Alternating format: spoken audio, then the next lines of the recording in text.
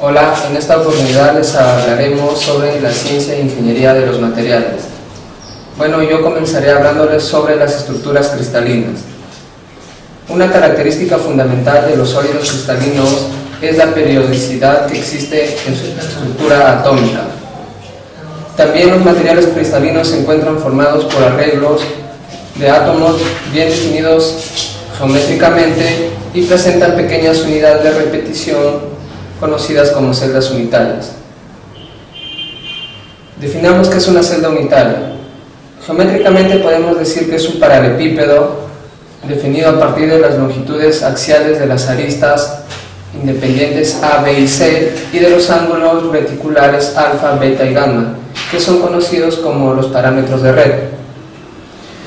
Algo muy importante es que, de acuerdo a la posición de los átomos dentro de estas celdillas, se podrá definir el comportamiento y algunas características importantes de estos sólidos cristalinos. Celda unidad es la mínima unidad repetitiva que contiene a todos los elementos de simetría de X elemento. Los parámetros de red, como ya se mencionó anteriormente, son A, B y C y alfa, beta y gamma. Formas de representar una estructura cristalina. Tenemos la representación mediante esferas reducidas, que se puede ver en la figura A, y el modelo de esferas rígidas, que se puede ver en la figura B. Bien. Bravais demostró que existen únicamente 14 posibles arreglos de puntos de una red tridimensional, con las cuales se puede estudiar y analizar todos los sólidos cristalinos, donde están metales y no metales. Acá podemos ver los 7 sistemas cristalinos más las 4 celdas unidad. Estas 14 están formadas dentro de los 7 sistemas cristalinos, que son la triclínica, monoclínica, tetragonal, ortorrómbica o hexagonal, trigonal y la cúbica. La más importante que tenemos es la cúbica, la hexagonal y la ortorrómbica, que lo analizaremos más detalladamente más adelante. Sistemas cristalinos. Acá tenemos una imagen que nos detalla mejor cómo están formados estos sistemas. Bien, principales estructuras metálicas. Como bien sabemos, en un aproximado del 90% de los metales se cristalizan en 3 estructuras densamente empaquetadas, las cuales son la cúbica centrada en el cuerpo, conocida como BCC, la cúbica centrada en la cara, conocida como FCC, y la hexagonal compacta, conocida como HCP. Vamos a estudiar cada una de estas estructuras. Estructura cúbica centrada en el cuerpo, o FCC. Como bien se puede apreciar en la figura, el número de átomos es igual a 2. Un átomo en el centro de la estructura y otro átomo que se completa en cada esquina de la celdilla. El número de coordinación, que es el número de átomos al que está en contacto el átomo central, es 8, y el volumen de cada átomo es 4/3 pi por radio al cubo. ¿Cómo se relaciona el parámetro de red A con el radio del átomo? En este caso, en esta celdilla estaría relacionado en la diagonal, y que es igual a 4R igual a raíz de 3.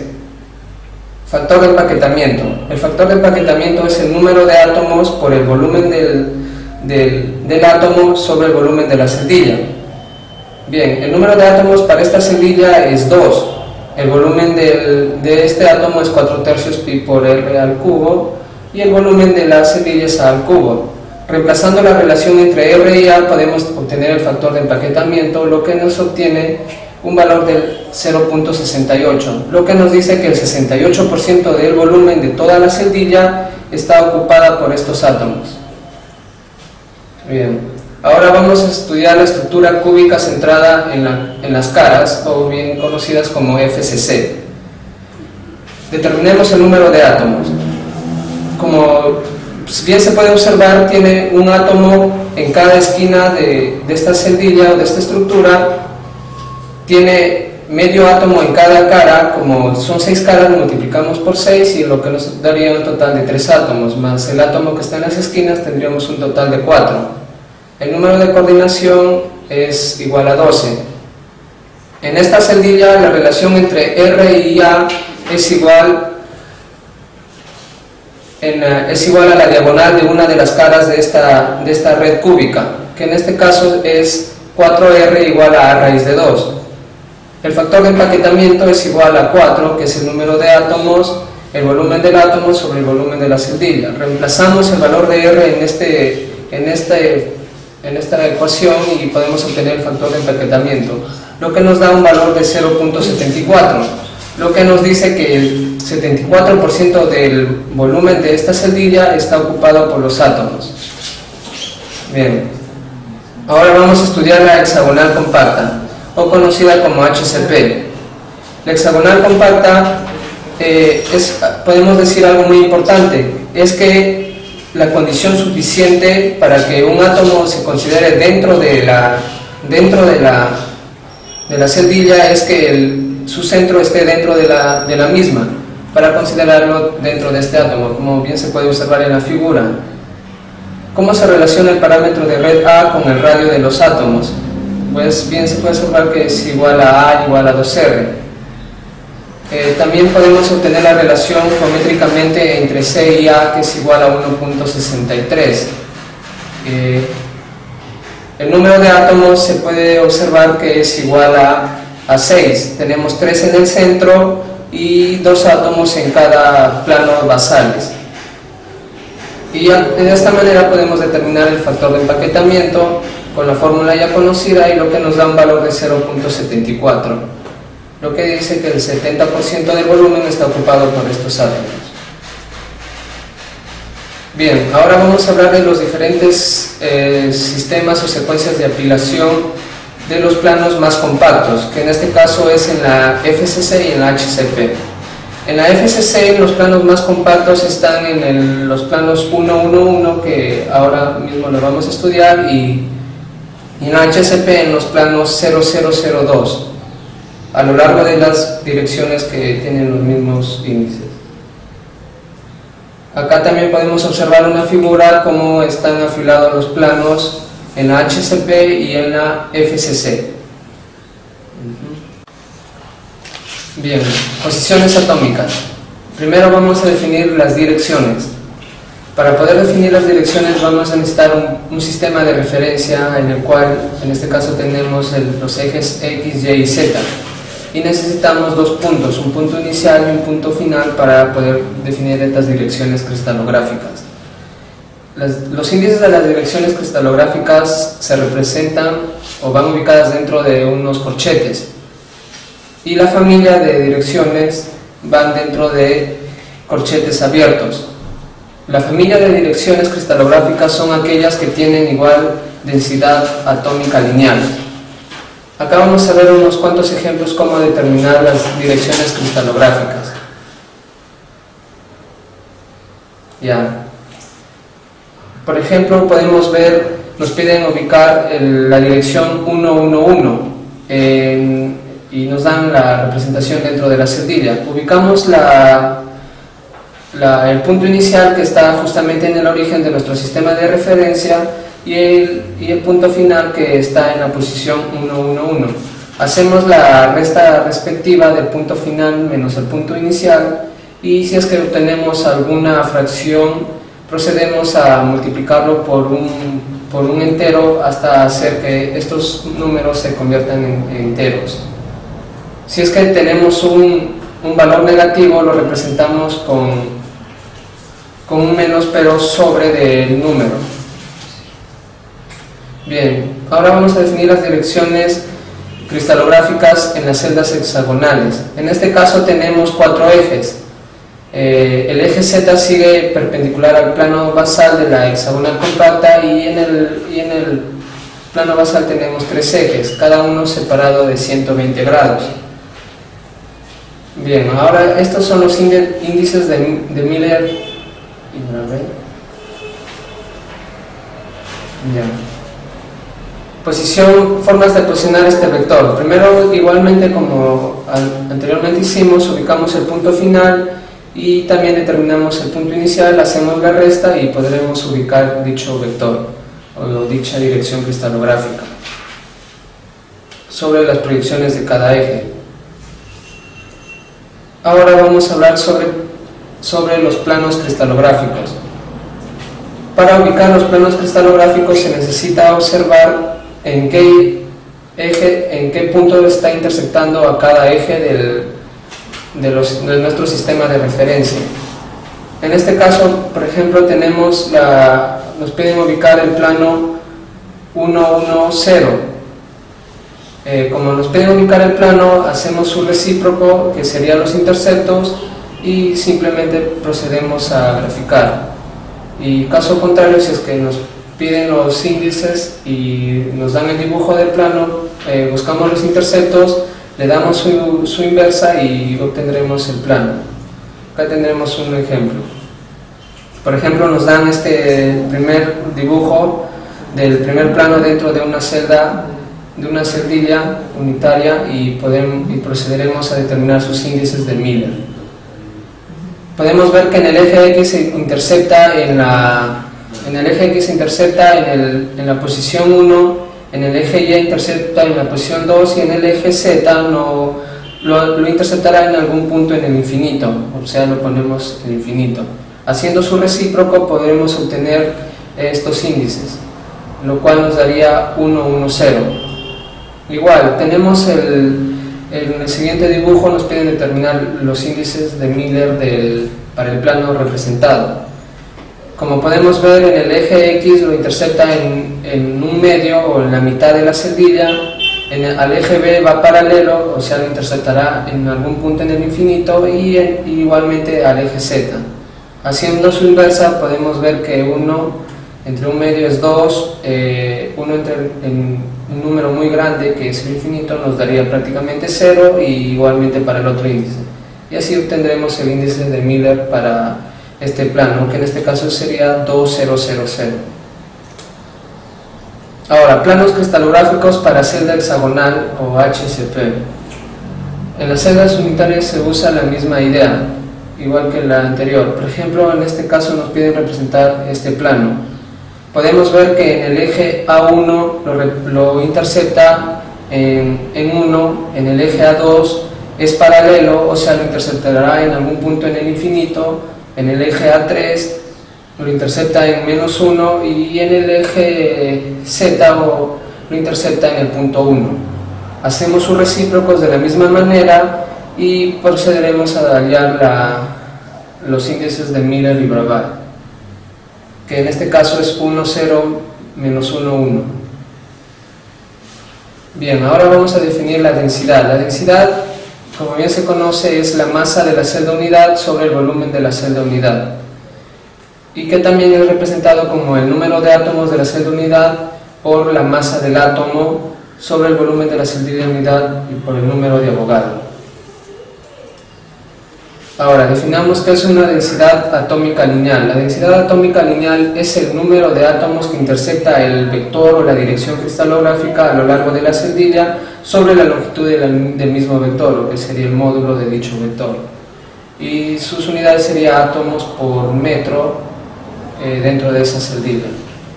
Acá tenemos un ejemplo para la BCC y que nos piden determinar la densidad atómica lineal en la dirección 1, 1, 1. Lo cual el módulo de este vector o dirección cristalográfica es raíz de 3, relacionado con el parámetro de red A, y el número de átomos que atraviesa es 1, ya que sería, como es cúbica centrada en el cuerpo, es un átomo central y medio átomo en cada esquina, que se completaría los dos. Densidad atómica planar. Bien, la densidad atómica planar se define como el número de átomos que intersecta el plano dentro de la celdilla unidad sobre el área de dicho plano, y estaría representado por átomos sobre metro cuadrado. Acá tenemos un ejemplo para la BCC y en el plano 1, 1, 0. Y como podemos ver, el número de átomos que intersecta este plano es 2 y el área de dicho plano es A raíz de 2, lo cual nos da, racionalizando, nos da raíz de 2 sobre A cuadrado, lo que nos da el número de átomos por metro cuadrado. Acá tenemos una tabla comparativa de la densidad atómica lineal de los sistemas BCC y FCC. Acá tenemos la densidad atómica lineal de los sistemas más importantes como son la BCC y la FCC. Los que están con un símbolo del por, que es en este caso la dirección 1,1, en la BCC son las direcciones más compactas, y en la BCC la dirección más compacta es la 1,1,0. Densidad atómica superficiales más importantes en la BCC y en la FCC. Igualmente en la BCC los planos más compactos están en el 1,1,0 y en la FCC está en los planos 1,1,1. Bien, ahora definamos qué es un polimorfismo. El polimorfismo sucede en algunos materiales o estructuras o compuestos cristalinos en los cuales pueden tener más de una forma cristalina bajo ciertas condiciones, ya puede ser presión o temperatura. Y la alotropía es un tipo de polimorfismo en el cual el material se encuentra en un estado puro. Los intersticios. Los intersticios son los espacios vacíos que hay dentro de los átomos, dentro de cierto número de átomos. En este caso tenemos dos tipos de intersticios, que son los intersticios octaédricos, el cual es el vacío que hay dentro de 6 átomos, y los intersticios tetraédricos, que es el vacío que hay dentro de 4 átomos. Continuando con la exposición, voy a hablar sobre las estructuras iónicas. Las estructuras iónicas son muy conocidas y hay distintas variedades. Les voy a hablar sobre cada una de ellas, pero para ello primero tenemos que saber la tabla de relación de radios iónicos. Como podemos ver en la imagen, tenemos la tabla de relación de radios iónicos, que es la relación entre el radio del catión y el radio del anión. Se muestra el número de coordinación de acuerdo a la relación y la geometría de coordinación. Por ejemplo, para el primer caso, cuando la relación de radio iónica es menor a 0.155, la estructura, la geometría de coordinación va a ser acá al lado. La siguiente relación es cuando la relación iónica de radio iónico se encuentra entre 0.155 y 0.225. Eso nos indica que la geometría va a ser vértices de un triángulo. La tercera relación es 0.225 a 0.414, que lo que nos da vértices de un tetraedro, lo que vendría a ser los intersticios tetraédricos. La siguiente relación sería de 0.414 hasta 0.732, lo que sería una estructura con vértices de un octaedro. Y finalmente, cuando la relación de radio iónico se encuentra entre 0.732 y 1, que vendría a ser los vértices de un cubo. Bien, ahora les hablaré sobre la estructura del cloruro de cesio. Primero, lo que se hace para determinar la forma de la estructura es hallar la relación de radio iónico. En este caso sería el radio de cesio, que es el catión, sobre el radio del cloro, que vendría a ser el anión, lo cual nos da 0.91, y según nuestra tabla expuesta anteriormente nos podemos dar cuenta que la coordinación va a ser cúbica. Con eso la podremos graficar, y como vemos en la imagen, es una coordinación cúbica donde el cesio se encuentra en los vértices del cubo y el cloro se encuentra en el centro. Se asemeja a la cúbica centrada en cuerpo, pero a diferencia de que no todos los átomos son iguales, sino que el cloro va a ser distinto y va a estar en el centro de la estructura. Los números de iones de cesio va a ser igual a, como hay 8 iones por un octavo, que es solo la octava parte se encuentra dentro de la estructura de la celda de unidad, sería 8 por un octavo, y eso nos va a dar igual a 1, un ion. Y en el cloro tendremos solo un ion, que es el ion que se encuentra en el centro de la estructura cristalina. Y el número de coordinación se puede ver que es 8. ese número se halla muy fácilmente, lo pueden hacer experimentalmente viendo la gráfica o con los datos que lo hallaste en la tabla posteriormente. La siguiente estructura es el cloruro de sodio. Para determinar la forma de la estructura del cloruro de sodio, lo primero que hacemos es hallar la relación iónica. En este caso sería el radio del anión, que es del sodio, entre el radio del catión, que es del sodio, entre el radio del anión, que es del cloro, que nos da 0.52, y según nuestra tabla tenemos que va a ser una coordinación octaédrica. En este caso, en la estructura del cloruro de sodio es básicamente una FCC, pero con intersticios octaédricos llenos, completos, que en este caso lo que vendría a llenarlos va a ser el sodio, y el cloro se va a encontrar en los puntos de red de la celda. Ahora, para hallar el número de iones del cloro tenemos los vértices, son 8, pero como cada uno en la celda solo se encuentra la octava parte, sería 8 por 1/8 más los que se encuentran en las caras, que vendrían a ser 6, pero solo la mitad, que es la que se encuentra en la celdilla de unidad. Eso nos va a dar 3 más 1, lo que es 4. Ahora, para hallar el número de iones del sodio, vendría a ser el número de intersticios octaédricos en una FCC, que como sabemos vendría a ser 12 átomos por 1/4, que nos daría 3, más el ion del centro, 1, tendremos 4 iones de sodio en total. Su número de coordinación es 6. Ahora, como en esta imagen se muestra la relación parámetro de red y radios iónicos, donde, como podemos ver, la manera más fácil de hallar la relación de radio iónico con el parámetro de red es simplemente trazando la longitud del parámetro de red, parámetro A. Como pueden ver, va a ser igual a 2 veces el radio del catión más 2 veces el radio del anión. La estructura de blenda de zinc.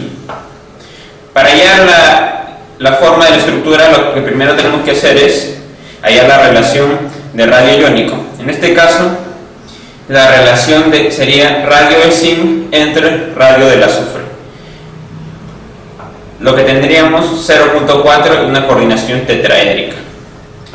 Vista frontal, tenemos acá la imagen de la vista frontal, donde se puede mostrar claramente la forma de la estructura, y una vista superior, ¿no? Básicamente acá van a ver 4 iones en los intersticios tetraédricos, solamente 4. Como sabemos, en total existen 8, pero se llenan solo 4 espacios, y por eso tienen una distribución como se muestra en la imagen, en la vista frontal, y ya en la vista superior ya se pueden ver los 4 iones totales.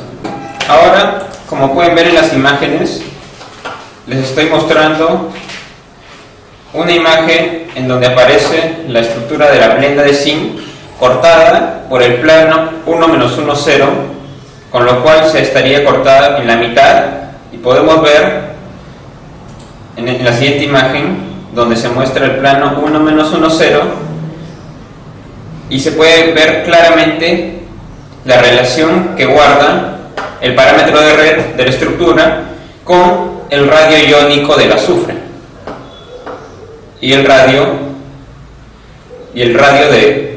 iónico del zinc.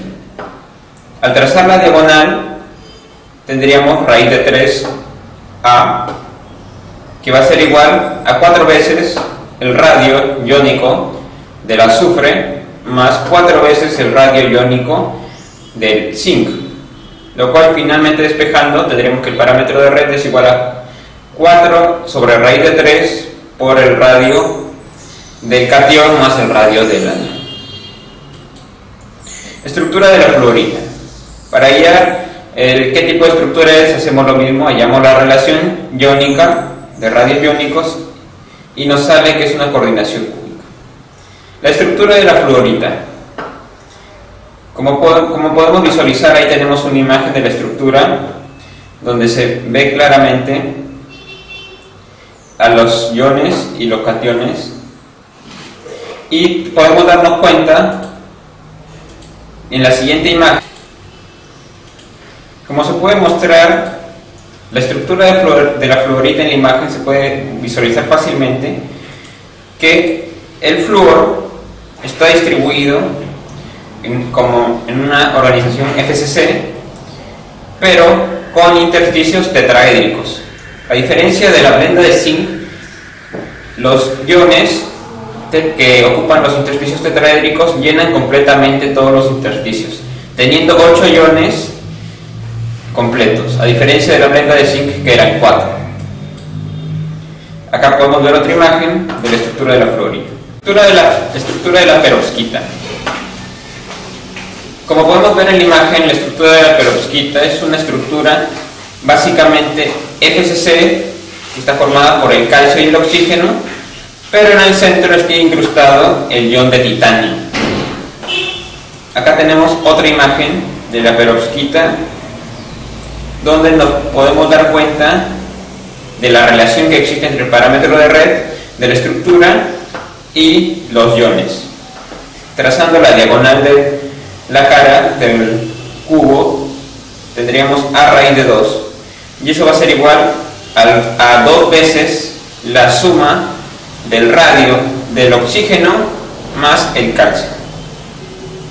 Estructura cúbica del diamante. La estructura cúbica del diamante es una estructura muy importante, ya que esta estructura la tienen los 2 semiconductores más importantes de la industria de la electrónica y la microelectrónica, que son muy importantes para la construcción de componentes electrónicos tales como transistores, diodos y muchos más. Me refiero al silicio y al germanio. La estructura cúbica del diamante se parece mucho a la estructura de la blenda. Básicamente son semejantes, la única diferencia es que en la blenda los iones son distintos, es decir, hay 2 iones que serían del azufre y del zinc. En cambio, la estructura cúbica del diamante, todos los iones son iguales. Acá podemos ver una imagen donde se muestra un corte sobre el plano 1 menos 1, 0. Al trazar el plano 1 menos 1, 0 y visualizarlo, podemos hallar la relación del parámetro de red con el radio de difracción de rayos X en estructuras cristalinas. El método de difracción de rayos X es un método muy útil, ya que nos permite hallar el tipo de estructura cristalina, en este caso mediante la ley de Bragg. La ley de Bragg nos dice que el seno del ángulo mitad del ángulo de difracción es igual a la longitud de onda sobre 2 veces la distancia HKL, que es la distancia interplanar. Como pueden ver, hay una tabla donde le indica cómo saber qué plano tiene una reflexión de BSC y cómo lo tiene una de FCC. Para las reflexiones presentes en BSC, la suma de H más K más L tiene que dar una suma par, y las reflexiones ausentes son cuando su suma es impar. Y para la red de Bravais FCC, las reflexiones presentes se dan cuando todas son pares o impares, H, K y L pares y todas impares. Y las reflexiones son ausentes, es lo contrario, cuando hay combinaciones entre pares e impares. Algo muy útil y para determinar fácilmente la estructura BCC es dividiendo el seno cuadrado del primer ángulo de difracción entre el seno cuadrado del segundo. Si este valor nos da 0.5, estamos frente a una estructura BCC. Por el contrario, mientras que esa relación nos da un valor de 0.75, estamos frente a una estructura FCC. Ahora, como pueden ver, les voy a desarrollar un ejemplo de difracción muy sencillo y muy útil. La figura 3.41 muestra el resultado de un experimento de difracción de rayos X en la forma de la intensidad de picos difractados en función del ángulo de difracción 2θ. Si se utilizan rayos X con una longitud de onda 0.15418 nanómetros, determinar qué estructura de cristalina le pertenece a este metal. Como pueden ver, hay una gráfica con los picos, intensidad por 2θ. La solución es, primero armamos una tabla con los picos, como pueden ver, los valores de 2θ sacados de la gráfica. Mediante eso hallamos el valor de θ para cada pico, el seno de θ y finalmente el seno cuadrado de θ. Y ahora, como les expliqué anteriormente, para hallar qué tipo de estructura es, dividimos el seno cuadrado del primer ángulo de difracción entre el seno cuadrado del segundo ángulo de difracción, lo cual nos da, en este caso, 0.5 aproximadamente, lo que quiere decir que este metal tiene una estructura BCC. Siguiendo con la exposición, vamos a hablar de las proyecciones estereográficas. Una proyección estereográfica es un tipo de proyección que nos permite discutir ideas acerca de direcciones y planos. En esa oportunidad, esta proyección estereográfica nos permite y nos facilita los medios de poder visualizar y discutir todas las relaciones existentes entre direcciones y planos. Nos ayuda para el análisis de rayos X y para representar esquemáticamente una red. Esto es muy usado en la metalurgia. Como hemos visto antes, hemos usado direcciones y planos en una celda, pero ¿qué pasaría si queremos hacer varias celdas o varios planos y varias direcciones en medio del ángulo entre ellas? Pues no sería demasiado complicado. Es por eso que vamos a hacer uso de la proyección estereográfica sobre un plano geométrico. Siguiente diapositiva. Como vemos acá, para un mayor análisis vamos a hacer uso de la celdilla cúbica debido a su mayor simplicidad para poder explicarlo mejor. Como verán en la diapositiva, se tiene que cumplir una regla fundamental que dice que las direcciones tienen que ser perpendiculares a los planos. Esas tres figuras que se ven son pasos para poder crear una proyección estereográfica. Primero, hacemos coincidir los ejes del cubo con los ejes de la esfera y ubicamos en el centro, en un octante correspondiente. Luego, como procedemos, como vemos en la imagen, trazamos líneas que interpreten a la esfera, que sean normales a los planos del cubo. Y para cada uno hacemos un pequeño símbolo de simetría. Como vemos en la figura A, B y C, trazamos todas las direcciones posibles que sean perpendiculares o normales a los planos. Siguiente diapositiva. Como vemos en la siguiente diapositiva, vemos todo el la esfera y el cubo en el centro, donde las líneas que van de norte a sur son las longitudes y las que van del polo este al polo oeste son las latitudes. Y vemos acá los diferentes planos que existen, con los cuales se va a poder crear la proyección estereográfica. Siguiente diapositiva. Como vemos acá en la siguiente diapositiva, para construir una proyección se elige como plano de proyección el ecuador. Entonces trazamos desde el polo sur diferentes rectas que intersecten a dicho plano en el ecuador con los planos que hemos visto antes. Por lo tanto, vamos a poder observar en la siguiente diapositiva cómo es que nos queda la proyección 001 y al costado la proyección 100, para lo cual se hace el mismo desarrollo anteriormente descrito, pero acá estamos juntando las dos para que se puedan ver las similitudes.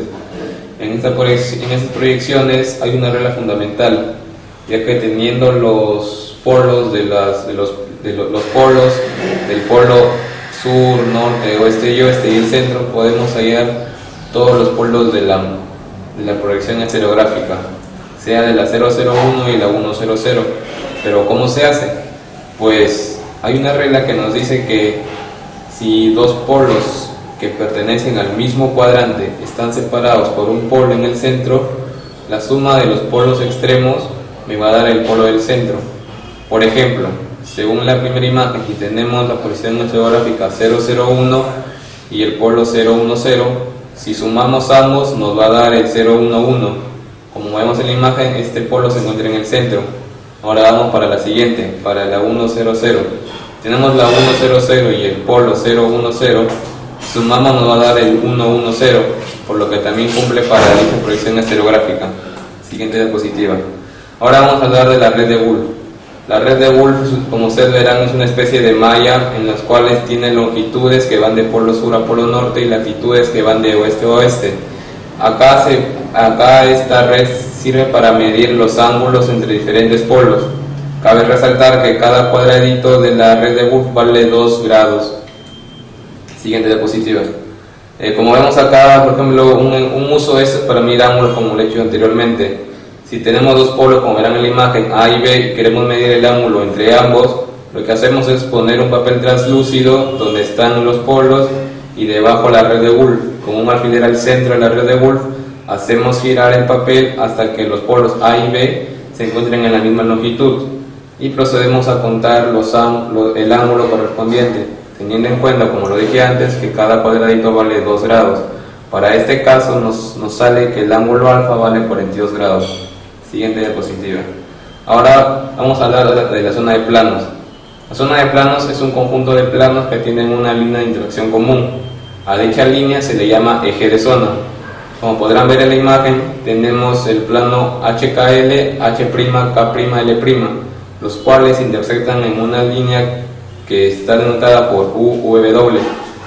Por ejemplo, si tenemos la posición estereográfica 001, como vemos en la imagen, tomamos el plano 010, el cual es la línea que pasa por el polo norte y polo sur. Si aplicamos una ecuación, la cual está escrita en diapositiva, que es que el producto de cada uno de los miembros que forman el HKL o el polo, la suma de estos tiene que darnos 0. Por ejemplo, veamos el polo 001 con el plano 010. Si sumamos y multiplicamos, nos va a dar 0. Y si probamos entonces así con cada uno de los polos que pertenecen al plano 010, esta ecuación se va a comprobar, por lo que podemos decir que el polo 010 es el eje de zona de todos los polos que anteriormente he hablado. Siguiente diapositiva. Como verán acá, ahora se habla de la proyección 100. Hagamos que el eje de zona sea el polo 111. Como verán en la imagen, por este punto pasan 3 planos 100.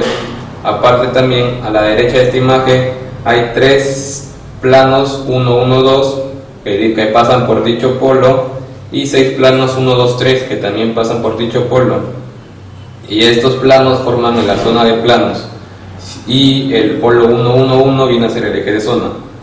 Siguiente diapositiva. Ahora vamos a ubicar un polo HKL en una proyección estereográfica 001. Vamos a hacer esto con un ejemplo para que sea mejor entendible. Por ejemplo, nos piden ubicar el polo 211. Entonces, lo que primero vamos a hacer es trabajar con la ecuación que antes hemos hablado, de la suma y las multiplicaciones tiene que darnos 0. Ubicamos el 211 y igualamos a 0 y tratamos de buscar dos soluciones. Para este caso nos han salido los polos 0, menos 1, 1 y menos 1, 1, 1. Entonces, como estos polos vamos a dibujar los planos, el polo 211 tiene que estar en la intersección de ambos planos. Como verán en la siguiente diapositiva, tenemos los planos menos 1, 1, 1 y el otro plano. Entonces, al graficarlos esto en la red de Wolf, como ustedes verán, el plano menos 1, 1, 1 está en el ecuador. Entonces, para dibujar dicho plano, ese polo lo bajamos al ecuador y contamos 90 grados hacia la izquierda y trazamos el plano de polo sur a polo norte, lo cual está descrito ahí. Y el otro plano, como está en el eje, en el ecuador, trazamos normal 90 grados, contamos y trazamos. Por lo tanto, vemos que los dos planos se intersecan en un punto. Este punto viene a ser el polo 211. Y si queremos comprobarlo analíticamente, como están ahí las dos ecuaciones, podemos comprobarlo con la ley de cosenos y así poder medir el ángulo que existe entre el polo 211 y entre un polo conocido de los planos. Siguiente diapositiva. Nos piden en un ejemplo, en una proyección 100, determinen los polos 2, menos 3, 1 y 3, 0,2. En este caso es un caso especial debido a que, como hemos visto antes, necesitamos dos polos para poder hallar el polo que nos piden. Pero ¿qué pasa si es que solo podemos hallar uno? Pues este método nos va a servir para cuando solo podemos hallar un plano que existe en dicha proyección estereográfica. Si hacemos la ecuación para el polo 2 menos 3, 1, nos sale el plano 1, 1, 1 y ya no podrán encontrar otro plano más. Por lo que hacemos es aplicar primero la ley de cosenos con dicho polo y un polo conocido del plano 1, 1, 1, que para este caso estamos tomando el polo 1 menos 1, 0. Por lo tanto, aplicamos ley de cosenos, nos sale un ángulo y desde el polo que nos tomó como referencia, que para este caso es el 1 menos 1, 0, contamos. Ya, ahora veamos la ubicación del polo 302 en la proyección 1, 0, 0. Hacemos uso de la misma ecuación que hemos hablado antes y nos sale que el polo pertenece al plano 0, 1, 0. Ahora graficamos ese plano y buscamos un polo de dicho plano y con esos dos polos hacemos la ley de cosenos o también el ángulo entre dos vectores, como se conoce a esta fórmula.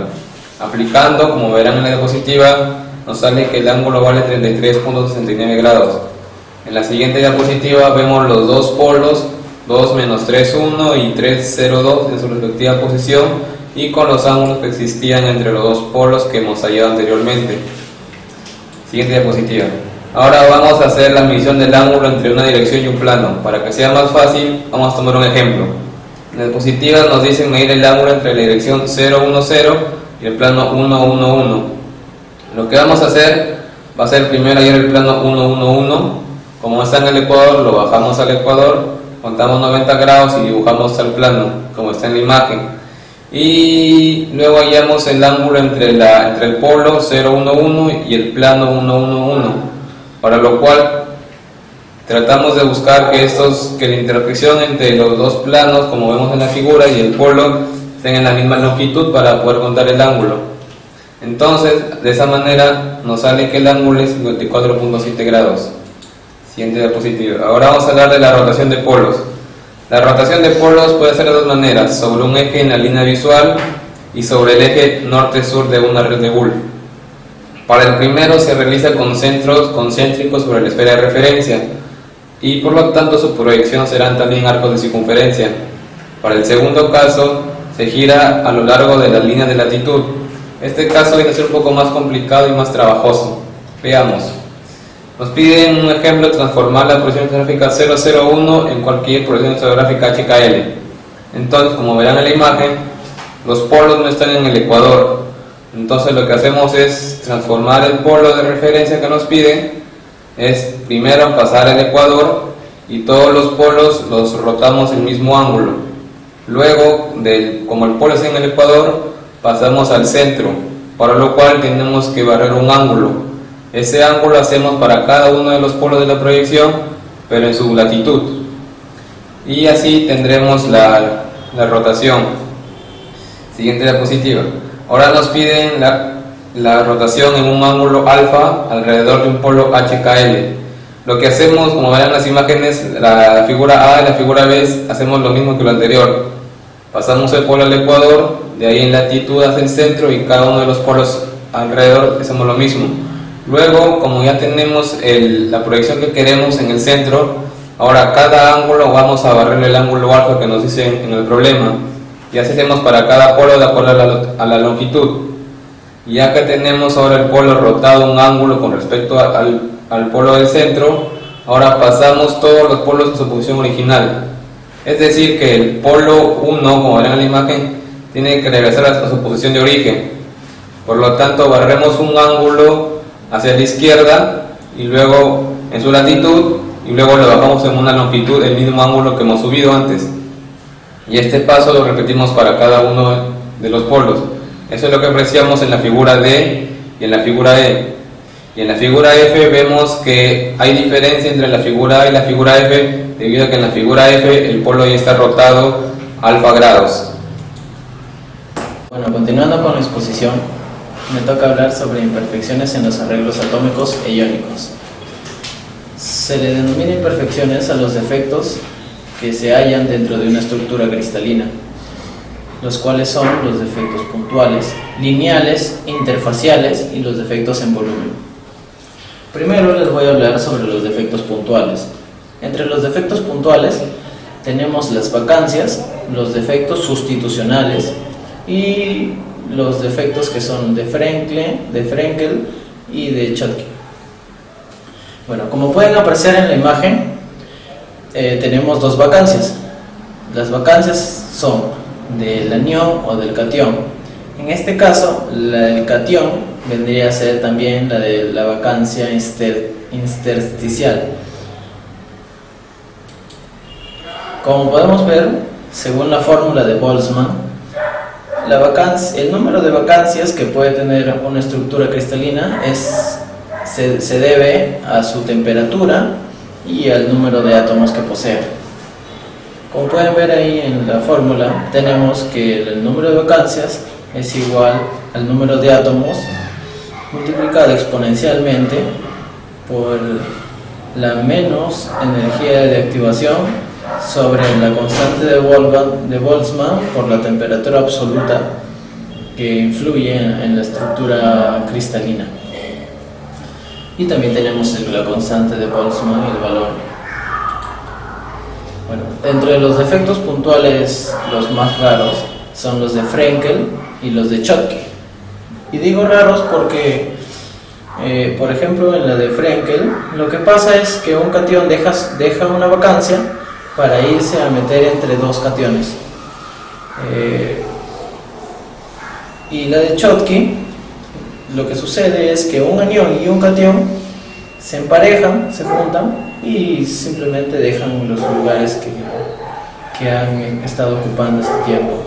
Los sustitucionales, para hablarles de ellos, son aquellos que ocupan lugares entre sí, como si un catión ocupa el lugar de un anión y un anión ocupa el lugar de un catión. Se sustituyen.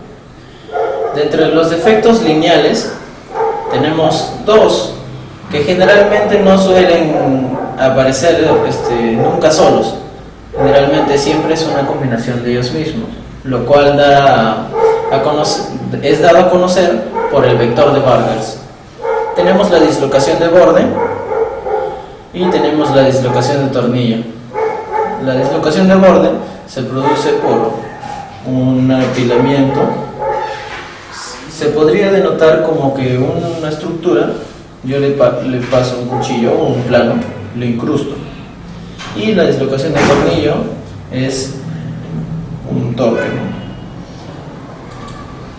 Bueno, para los defectos lineales de borde, como se ve en la imagen, se puede asimilar con el movimiento de una oruga, ¿no es cierto? Y la de tornillo, si pueden apreciar en la imagen, se ve como un vector ubica el plano donde se está deformando y también ubica el vector de Burger, ¿sí?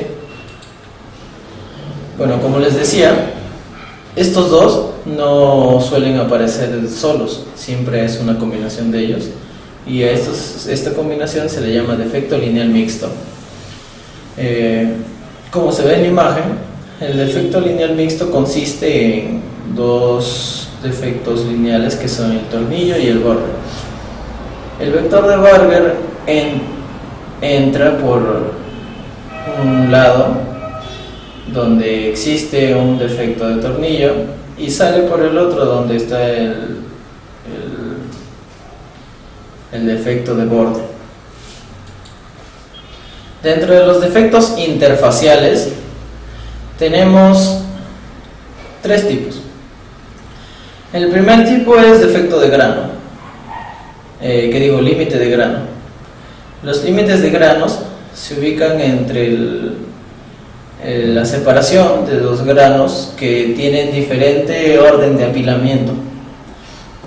Como se ve en la figura, ¿no? Nosotros podemos observar de que una línea de átomos en el grano mayor no está alineada completamente del todo contra los otros dos granos.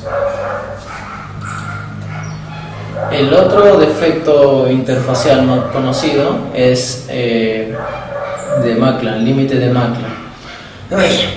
Lo que una macla es como que digamos, podríamos decir, un cambio de dirección de la estructura sin necesidad de romper las uniones que los junta, los une. Y el límite de macla vendría a ser justo el momento en que cambia su dirección. Ahí podemos observar en la siguiente imagen cómo existen las líneas que se ven más gruesas, que parecen piedras, son los límites de grano, y las líneas que se ven como rastros de puntos son los defectos lineales. Aquí también vemos maclas, ¿no? Serían los cambios donde parece que viéramos cubos, pero en realidad son las maclas. La ley de Schmidt nos dice que la resultante del esfuerzo cortante en la dirección del deslizamiento es igual al esfuerzo unidireccional aplicado al cilindro multiplicado por el producto del coseno de dos ángulos. Estos ángulos son: el primero es el ángulo formado entre la normal al plano de deslizamiento y el esfuerzo unidireccional, y el segundo es formado entre la dirección del deslizamiento y el esfuerzo unidireccional. Bueno, continuando con la exposición acerca de la ciencia e ingeniería de los materiales, trataré acerca de la difusión atómica en los sólidos, pero previamente daré a conocer un panorama general acerca de lo que es la difusión en sí. Empecemos. ¿Qué es la difusión? La difusión es un movimiento de partículas y átomos en un material o sustancia, los cuales se encuentran en los tres tipos de estados: estado gaseoso, estado líquido y el estado sólido, el cual será nuestro objeto de estudio. Como podemos observar, en el estado gaseoso las moléculas se encuentran muy dispersas y así también en constante movimiento, por lo que diremos que la difusión es mucho mayor que en los otros dos. En el estado líquido vemos que se encuentran menos dispersas, o sea que se encuentran no tan juntas, pero ni tan alejadas. En el estado sólido podemos ver que la estructura cristalina es más compacta y está más definida, por lo que decimos que la difusión en este estado es más lenta. El estado gaseoso la difusión del estado gaseoso lo podemos encontrar cuando cocinamos, esos olores y ese humo que brota. En el estado líquido los encontramos en los colorantes, cuando vertimos en el agua, y el estado sólido en las aplicaciones industriales. Hay que tener en cuenta que aparece un término denominado autodifusión. Autodifusión es cuando solamente existe la migración de átomos, pero en un material puro. Por ejemplo, tomamos como referencia el estado gaseoso. El estado gaseoso podemos observar que son un solo tipo de partículas. Por el color lo podemos identificar, entonces podemos decir que hay una autodifusión. Sin embargo, si en este recipiente introducimos otro elemento, ahí diremos que hay una difusión normal. Ahora, para el estudio de la difusión en sólidos tenemos dos tipos de mecanismos: la difusión sustitucional, o también llamada difusión por vacancias, la cual refiere que átomos de aproximadamente igual tamaño saltan de un lugar a otro en las posiciones de las vacancias, como podemos observar en la figura presente. conforme a través del tiempo, un átomo va ocupando una vacancia, que es un hueco que presenta la estructura cristalina. Así, este átomo pasa a la vacancia y esa vacancia dejada por este es ocupada por otro átomo vecino. Eso es a lo que se refiere la difusión sustitucional. Ahora, el otro tipo de mecanismo es la difusión intersticial. La difusión intersticial refiere a los pequeños átomos que pasan a través de los sitios intersticiales entre los grandes átomos que presentan la matriz o estructura cristalina. Como se puede observar en la presente figura, vemos que estos átomos pasan a través de los grandes átomos en la matriz. Hay que tener en cuenta que la difusión intersticial es mucho mayor que la sustitucional.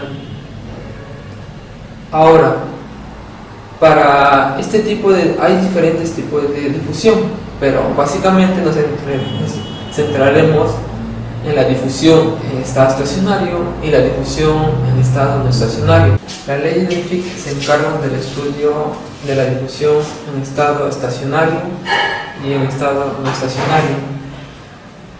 En estado estacionario refiere a que las concentraciones no van a sufrir cambios. Aquí también aparece el término flujo de difusión, el cual se va a permanecer constante. El flujo de difusión es el número de átomos que atraviesa en una superficie en una unidad de tiempo. El estado estacionario es estudiado por la primera ley de Fick, la cual establece la siguiente relación, como se puede encontrar en la figura, que nos dice que el flujo de difusión es igual a menos el coeficiente de difusión por la gradiente de concentración, la cual tampoco varía en el tiempo. El signo menos que tenemos presente aquí refiere porque las concentraciones van de alta a baja y la difusión y la dirección de la difusión es contraria a la gradiente de concentración. Ahora, este coeficiente de difusión depende de ciertas variables, las cuales son: 1. Tenemos el mecanismo de difusión, las cuales han sido explicadas anteriormente, que puede ser mediante el mecanismo sustitucional o vacancias, o también por el mecanismo de intersticiales. Así también otra variable que puede afectar este coeficiente de difusión es la estructura cristalina, que puede ser BCC o FCC.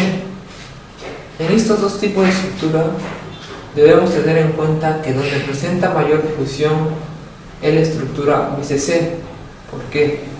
Porque si nos basamos en el factor de empaquetamiento, que en la estructura BCC es 0,68 y en la estructura FCC es 0,74,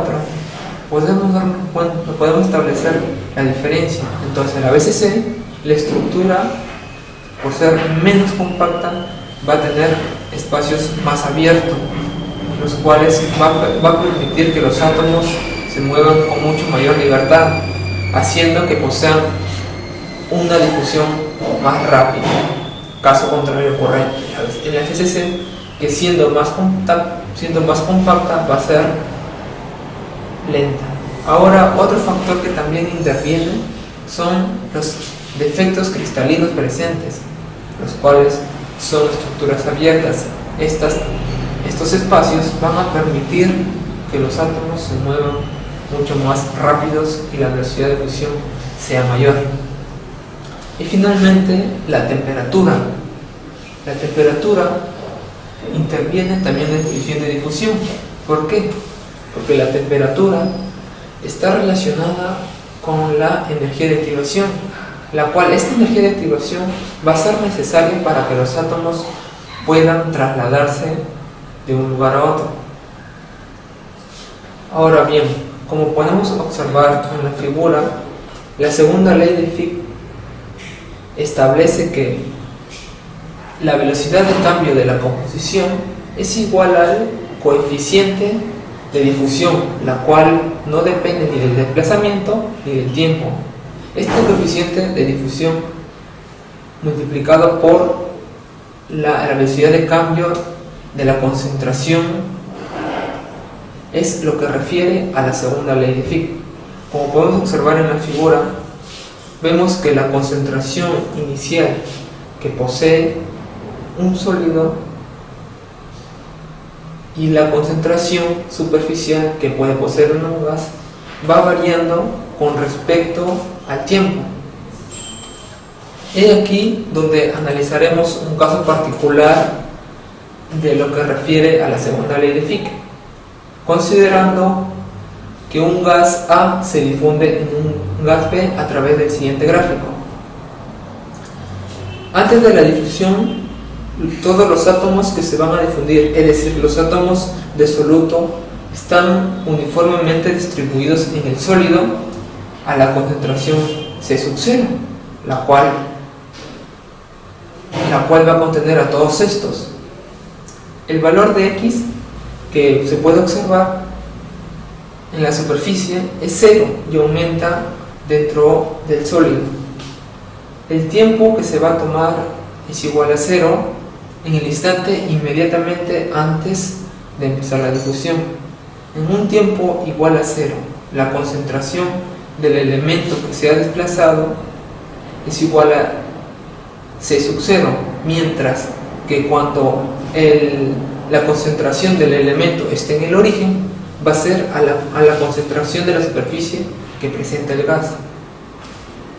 Una vez establecido estas relaciones en la ecuación inicial de la segunda ley de Fick, podemos encontrar la siguiente relación: que el cociente de la concentración superficial del gas menos la concentración inicial del sólido entre la concentración superficial del gas menos la concentración inicial del sólido es igual a 1 menos la función error de X entre 2 veces la raíz, el coeficiente de difusión por el tiempo.